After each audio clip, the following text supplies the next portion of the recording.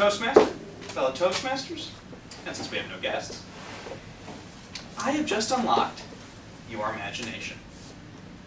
Each one of you saw me walk up to the safe, dial in the combination, unlock it, pull open the heavy door, and take from within a box, which I then placed on this imaginary table. I pulled an imaginary key out of my pocket and opened it in front of you. You each saw me do that, but you did not see me do it with your eyes. In fact, you saw me do it with your mind's eye. And your mind's eye stands for imagination. Imagination is a beautiful thing, something that oftentimes we neglect to use as adults. Children use it all the time, but adults tend to forget about it. Imagination is great. And tonight I'm going to talk about 2 reasons why I love imagination and why you should love it too. The first reason is going to be that imagination can help you conquer your fears. And secondly, the beauty of imagination. Everybody imagines things differently. Let's start out with number 1, fears. Everybody has fears. Be small fears or big fears, we all have fears. And we use imagination to conquer these fears.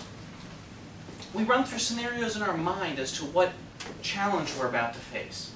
Now, imagination can't conquer your fears, but it can help you conquer your fears because it can assuage the fear a little bit before you take part in whatever activity you're about to take part in.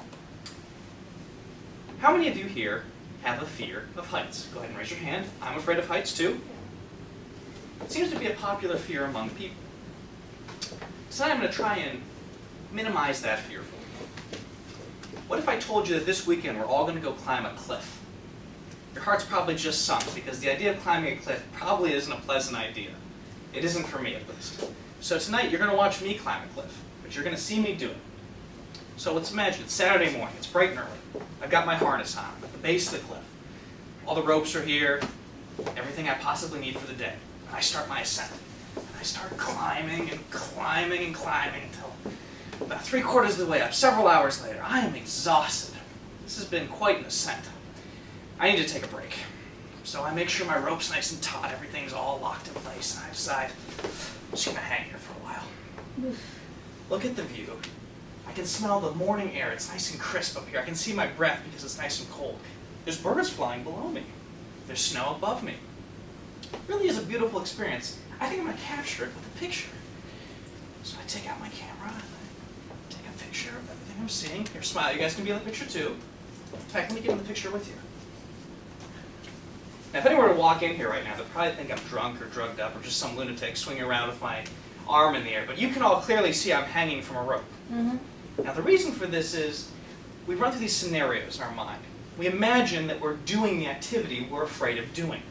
By me hanging here, figuratively of course, I am reducing the fear in me of heights. I'm now comfortable with the fact of at least attempting to climb. Part of imagining is we have to imagine worst-case scenarios as well, because that's usually where our fears are based on. For example, if the rope snapped and all of a sudden I plummeted, well, that'd be the end of me and I'd be done talking. But since that was an imaginary scenario, I'm still here.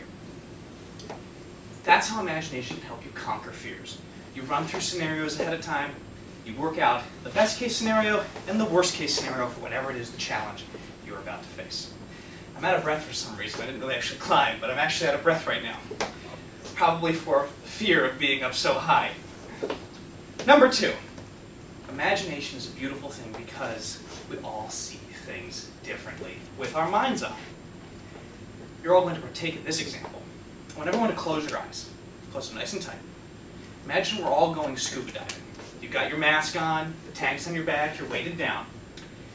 It's dark blue, almost like a deep royal blue out, surrounding you. You're looking for fish, but off ahead in the distance you see a dark silhouette of something that you know is absolutely unmistakable. You look at the far end and you can see where its might and propulsion comes from and how it can go through the water so quickly. As you run your eyes up its back, you see something protruding that is clearly unmistakable in your mind as to what's coming near you, and it turns to face you. From the sides you can see ligaments of some sort that help it to go up and down in the water, and as it comes closer you see in its face those deadly things that make it respected the world over, those 2 things that start with T's.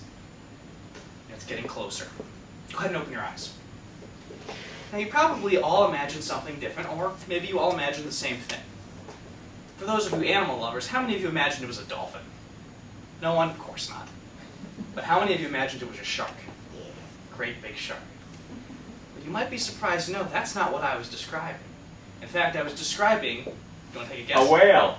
No, but close. Oh. Close. A ballistic submarine. Oh. Because both a shark and a submarine have teeth and torpedoes. They both start with T. But you all imagine something different.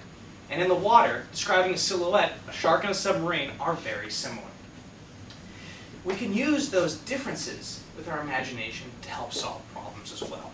Because we all look at things differently. For example, if I wanted to make this room bigger, I could knock down a wall. I could imagine myself knocking down a wall. Or I could put a window in. Or I could put mirrors all over, and that would make it appear bigger.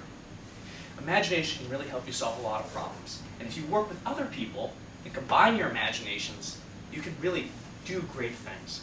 But the one thing you should never do with your imagination is take it, throw it into a box, slam the box shut, lock it, throw it in a safe, and lock that. Because that would be a travesty. Imagination is a beautiful thing to take part in, and it's a beautiful thing to share.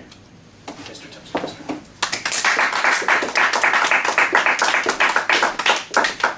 Well, we will take 1 minute for comments. Where did you learn that rope trick? The heel. Oh. Made it up. Did you? Oh, that's I was doing that. You wore the special shoes. I wore boots, which usually help for just hanging there. That was beautiful. But I was out of breath. I don't know why. You were You were just imagine. Get out of breath. It worked okay when I was running through the speech earlier. Yeah, Michael was sitting there, and then when you got to the scuba dive, I'm thinking, right in here. Hey, Michael, that'd be a winner in the international contest. I'll save it and reuse it. It needs a little. I think it needs a little tweaking, but it's a fun one. But you opened up. I'll describe it when we're done. All right. What about you about it now? Just a minute. No, almost. Turn the camera off. I missed the beginning of your speech, by the way. I feel bad. Well, we got all the commentary afterwards. So that's